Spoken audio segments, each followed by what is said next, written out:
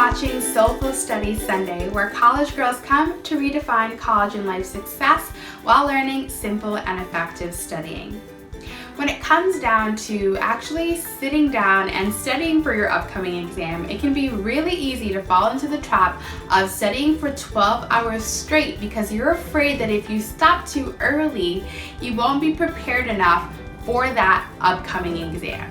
What I want to share with you in today's video isn't the research around how long you should study for in order to get a good grade or to have the most effective study time, but instead I want to share with you the gauge that you should use that will tell you whether or not you are prepared enough to stop studying for that upcoming exam that you have in a few days.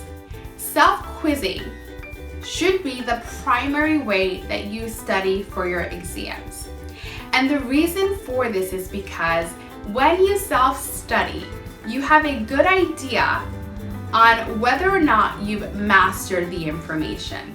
And knowing whether or not you've mastered the information, whether or not you feel comfortable with the information that you're going to be tested on that upcoming exam should be the only indicator on when it's okay to finally stop studying for that exam. The only way that you're going to know whether or not you're fully prepared for that exam is if you can answer the question, what information do I know for sure, and what information am I still shaky on? When you can give an honest answer to each of those questions, you are on the right track to determining whether or not it is safe to stop studying and relax before this exam. If you find that you have mastered 90% of the information that your professor told you should know for the upcoming exam, it's a pretty good chance that you're going to do fairly well on the exam, maybe in the B to A range. However, if you ask yourself that question and you've only mastered about 25 to 50% of the information that the professor said that you should know, then girl, you need to study a little bit longer.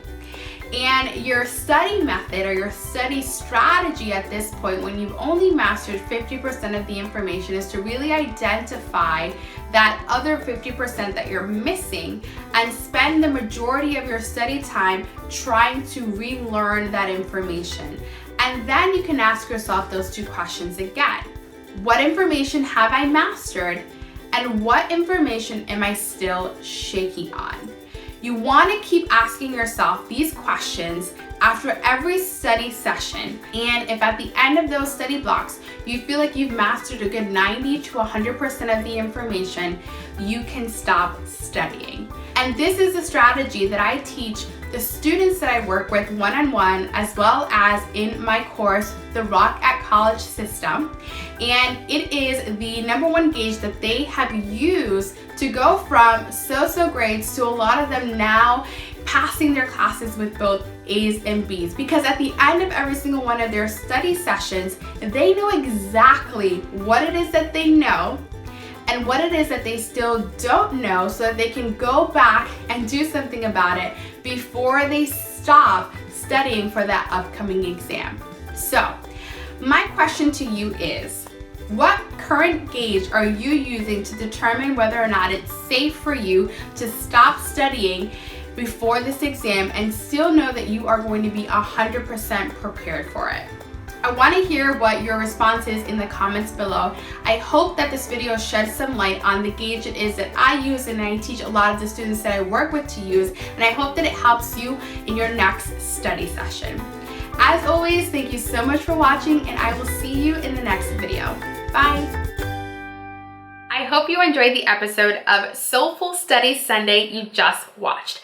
I have so many more study skills and practical college advice in the Rock at College system, a step-by-step blueprint for creating your own study system. Get better grades without the stress, overwhelm, and lack of social life over at rockatcollege.com.